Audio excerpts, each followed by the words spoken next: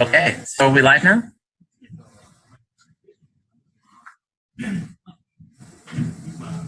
Okay. Hi, everybody. Good afternoon or good morning, depending on where you are. This is Seth, Head of Operations here at QUOINE. And today I am joined by Luan Pham. And we're going to talk a little bit about the Iron Shields program. But before we get started, maybe we could just do a quick introduction. Luan, if you could tell the community a little bit about yourself. Yes. Hi, everyone. My name is Luan. I'm from Ho Chi Minh City. I graduated from University of Science. I joined QUOINE for half a year now, and what I think that is the most fascinating about QUOINE is the amount of effort they put into security to protect the customer access. So I'm really honored to implement those security features that we are going to discuss next. Fantastic, fantastic. So, right. So Iron Shield is something that we started thinking about towards the end of last year. Obviously, in the cryptocurrency exchange business, there's lots of hacks that you hear about. There was a big one last month with here in Japan with CoinCheck, but it's certainly not isolated. They're happening almost on a daily basis. You can track the number of hacks that go on with the same rise of cryptocurrency market capitalization. And so one of the exercises we do here at QUOINE is, could it happen here? And as a result of those thought exercises, we came up with the program of Iron Shield. So today we wanted to talk about the series of protocols that we're implementing to protect client assets from attacks, either internal or external. And so the very first thing about Iron Shield, the first protocol we rolled out was something called the password reset self-service. And what this is functionality that we put onto the CoinEx website and Cryptos website, where we enable users to reset their password on their own using a combination of their 2FA and their email address. So what this means is when you forget your password and you need to have it reset, you can go onto the website, and as long as you still maintain ownership of your 2FA and your email, you're able to actually reset your password. You'll go onto our website, and you can actually go there today to see what it looks like. And when you put in your 2FA and your email address, you'll get emailed a token with which you can then use to reset your password. So this has a couple of key benefits, both for clients. Number one, it's a secure protocol because we're relying on 2FA and ownership of the 2FA in order to reset the password.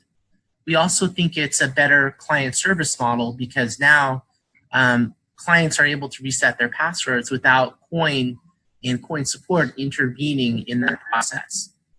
When we looked at this towards the end of last year, we were seeing that across our business globally, we had something like 150 reset a password requests each day that had to go through our help desk. And so this 2FA password reset via self-service has really made it easier for clients to set their passwords by themselves without having to go down the support route. So this has been rolled out in February. It's been a great success. There is a requirement, though, that you actually enable your 2FA because that's a key component, a key pillar of basically Iron Shield in general, but certainly within the password reset. So the next protocol under Iron Shield that we rolled out is something called cooling period. And I'd actually like to turn it over to Luan, who was really the author of a big part of the cooling period, to discuss that. Thank you, Seth. So at QUOINE, we rely on the three pillars. We call it security factors. The first one is password, the email, and the 2FA.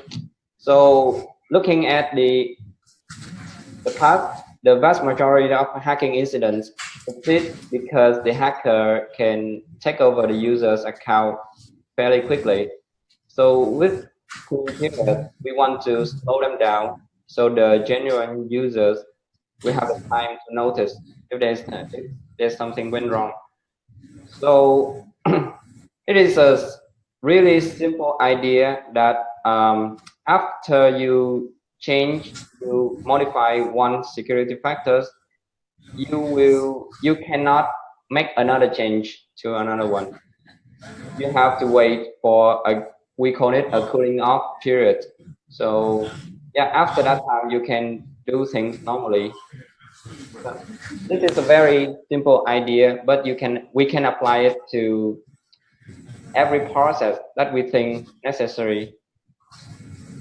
So for example, after you forgot your password and you want to reset it, you have to wait for right now it is 7 days to request another change to your email, right?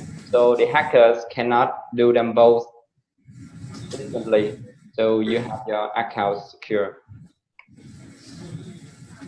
So we have received several questions about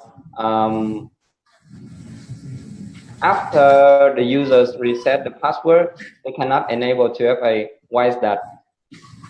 Because actually we don't want to annoy users, but this is what we see is a necessary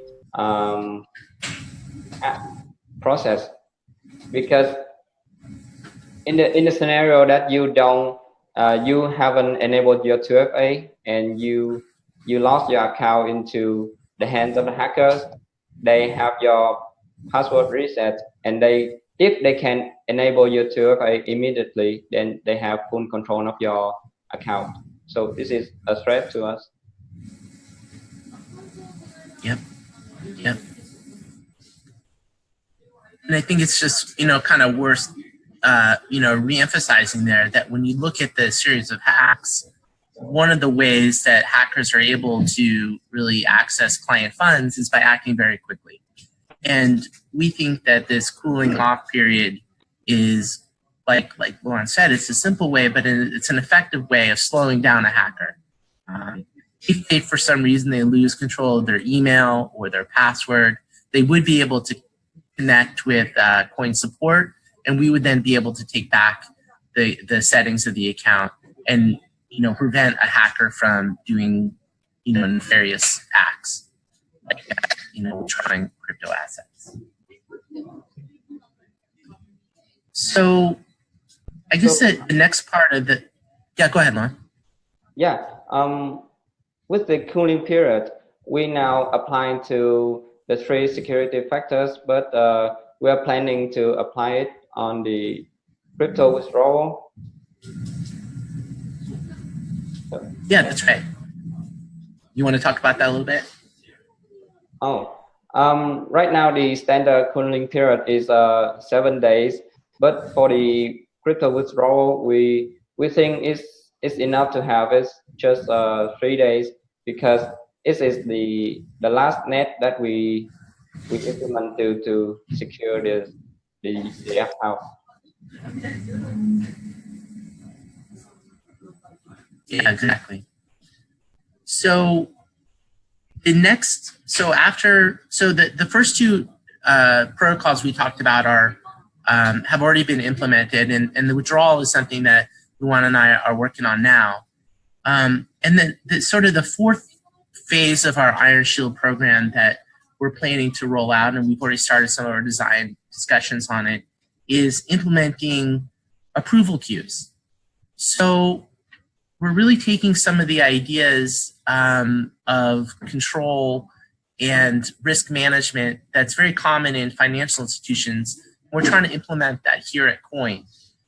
So the basic idea of an approval queue is that for any material action that we take that impacts the client account, we will always have at least 2 people at QUOINE that are involved in the process.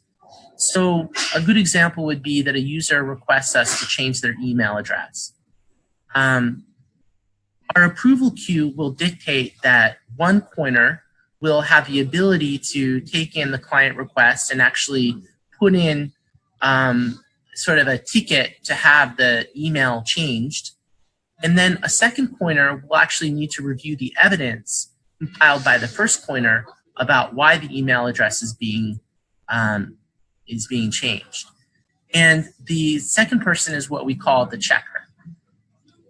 The main goal of the maker-checker process is, number one, to reduce errors. And number two, it's really about protecting client assets. We believe that there's threats from client assets, both from external hackers, but even potentially internal. So the approvers that are able to make approvals for these types of sensitive changes, the sensitive changes would consist of email, password, 2FA disable, account verification, new bank account instructions. The approvals for those things will be very limited number of people within QUOINE, and we'll have a segregation of duties between the people who are in the maker role versus the people who are doing the approvals. And so these approval queues, we think, will bring us up to really bank level security. And again, it's just another part of our overall plan to ensure that protection of client assets is the center of everything that we do.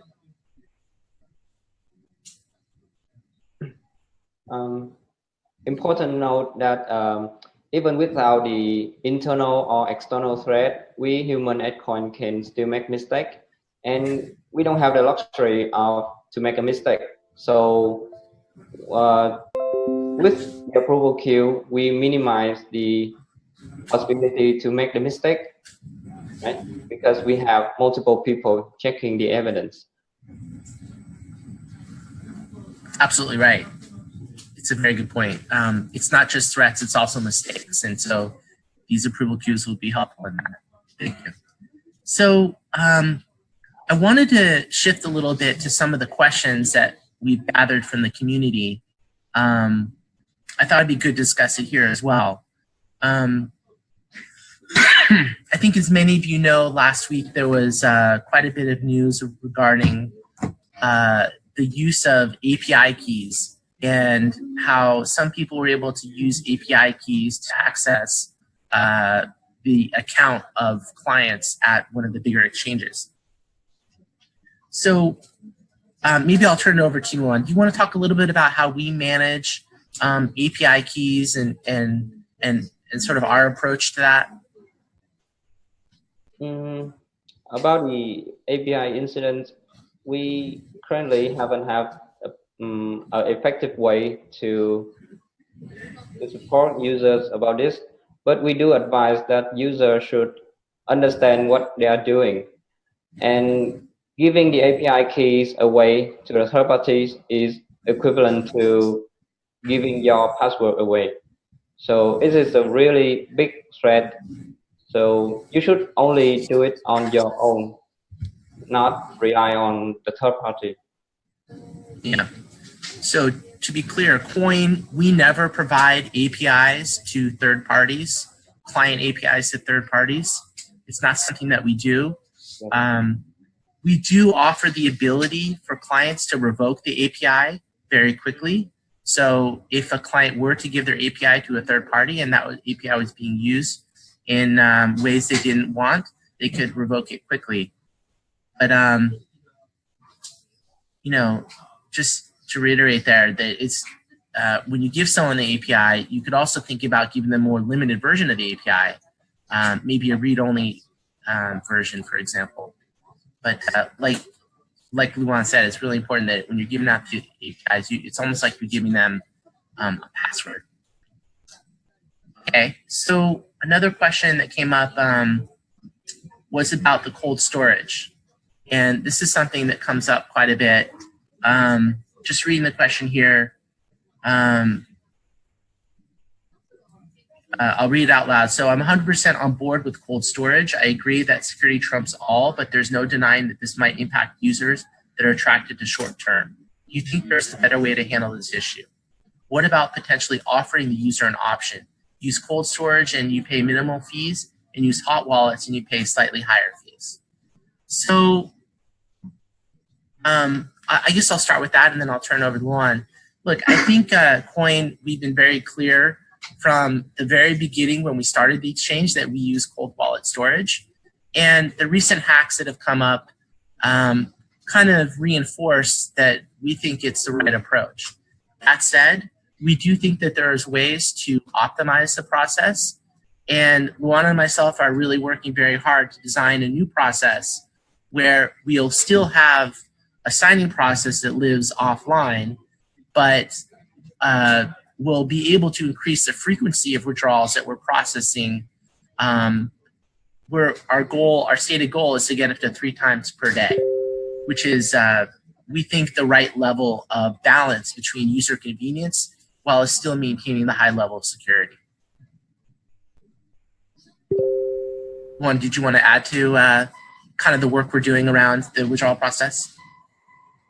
Yeah, I think you said pretty much about the whole crypto withdrawal process.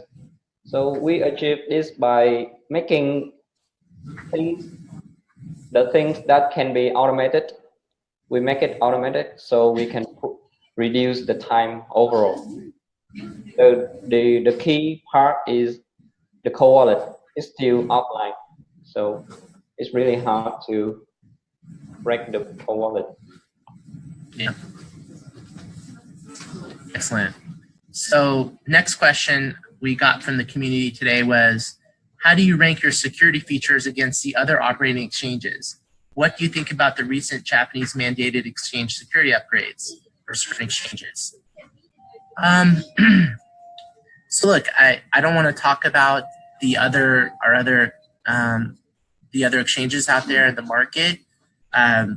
We know what our approach is, and like I said, we put security at the center of everything we do here at QUOINE. I think there's a saying I learned at my previous job where you can lose your capital, you can lose your employees, but if you lose your reputation, you're finished as a financial institution. And that's kind of something that we think about here every single day. And so for us, there is no opportunity, or there is no possibility that we can allow ourselves to compromise on security. So specifically with regards to what happened in Japan last week, as some of the community may know, the JFSA went around to the different exchanges and they levied, anywhere from fines to remediation plans to completely shutting down some of the exchanges that were operating in Japan. Fortunately, we didn't receive those sorts of reprimands. I would like to think that we're trying to get ahead of the curve and not waiting for a regulator or an auditor to tell us what we need to do. Rather, we're sort of proactively trying to strengthen our controls so that by the time the auditor does come to us, we would have already fixed potential issues, or even better, we're setting the example for how the industry should operate.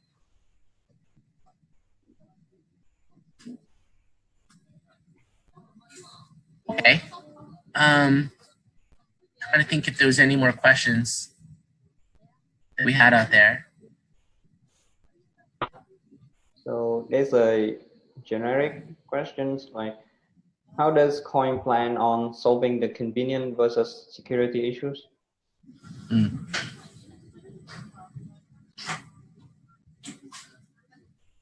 I think we discussed this already, right? We're not compromise the security aspect, but we can keep up with the core part that is already good, and we improve it to make it faster, so the users can be more convenient trading on our system. Yeah. So when I see there's another question I'd like to direct towards you. There's a question here. Well, maybe we can both talk about this, but here's a question. Although there is an identity confirmation for the opening of the account of the exchange, the address creation of wallet can be done anonymously. Even if there is a crime or the like, the appropriate agency cannot identify the criminal. What do you think of the current state of such a virtual currency? I don't think we're trying to do this problem at QUOINE, and that means we are not trying to solve the problem of anonymous of the cryptocurrency. But with when you register an address to your account, it's like you confirm that you are the owner of this address, right? So right, we remain the identity of the user, of the owner of the crypto address. Yeah. And I would just to add to that is that, just like in the fiat world, there's all sorts of mechanisms for tracking bank account ownership and tracking fiat. There's a whole ecosystem now developing around AML best practices in the crypto world. And what I can share with you is that, as a regulated exchange, QUOINE is actively engaging with these providers to help us do monitoring of those addresses. So like Luan mentioned, that certainly when the user registers the address, we know exactly who that user is, and we can assume that that address is controlled by the user. But in addition, we're adding in layering where we'll be able to, by using some external vendors, we're looking at solutions to track crypto addresses that are used in, let's say, suboptimal means. They're used in some sort of criminal activities, or they're associated with the cyber crimes or the crypto ransomware type of addresses. And so we'll be adding that protocols into our exchange, both at the front end when someone registers a new address, as well as when people make their withdrawals. And so, again, this is not something that's been mandated, but it's something that we see as the future of a compliant exchange. And so we're actively working with some vendors to enhance our overall security framework to add in those pieces of monitoring the crypto addresses that are coming in or where we're withdrawing to. So I think that's pretty much it for now.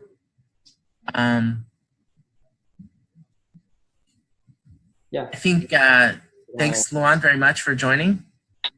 Yeah, thank you, Seth.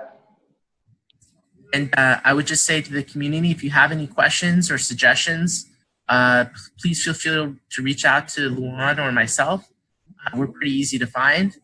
And I think we'll probably be doing another follow-up, hopefully around April, where we can talk about our withdrawal process. So stay tuned, and it's going to be fantastic. Thank you, everybody.